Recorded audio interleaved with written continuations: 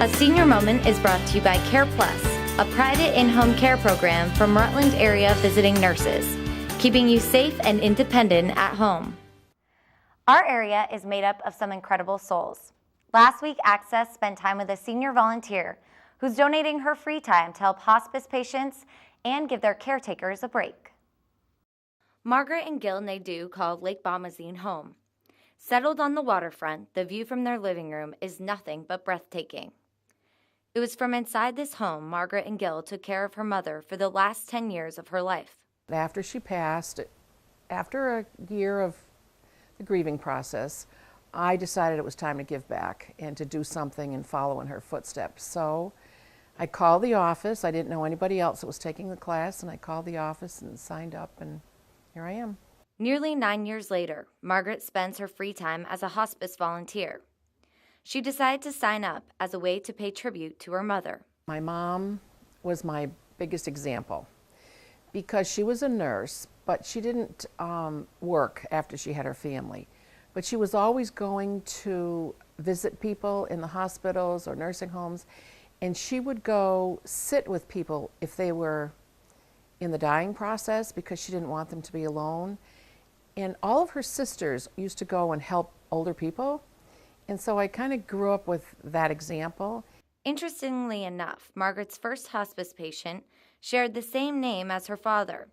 It was that sign that Margaret knew she was spending her time exactly where she needed to be. I've met a lot of wonderful people. Hopefully I've helped a lot of people, but I've met a lot of, become friends with a lot of people that I've met, especially in the area where I live. And it's just been, I think I get more out of it than they do.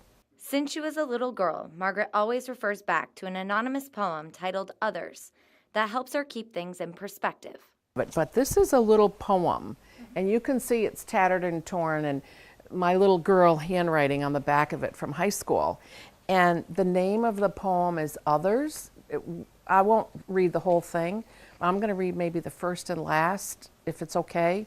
The author is unknown, but it said, Lord, help me live from day to day in such a self-forgetful way that even when I kneel to pray, my prayer shall be for others. And it goes on.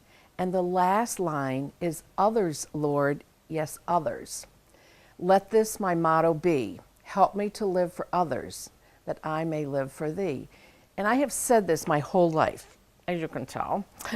And so I think that's what hospice is all about, is doing for others and giving of yourself to help them.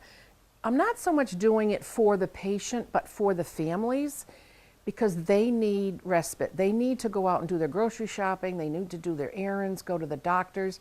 So this is where we come into. We do not do any nursing services, but we go in and we will sit there. We'll offer the patient water. We'll help them get around the house if they're mobile.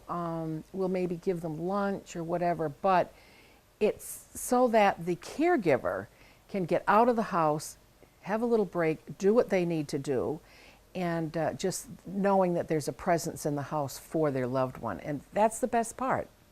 Other than volunteering, Margaret and Gil spend their days learning the rules of bridge and staying in touch with their kids and grandchildren. While the winter months may give them some respite, the summer months on the lake are anything but restful. The couple's grandchildren all come to stay throughout the warm months.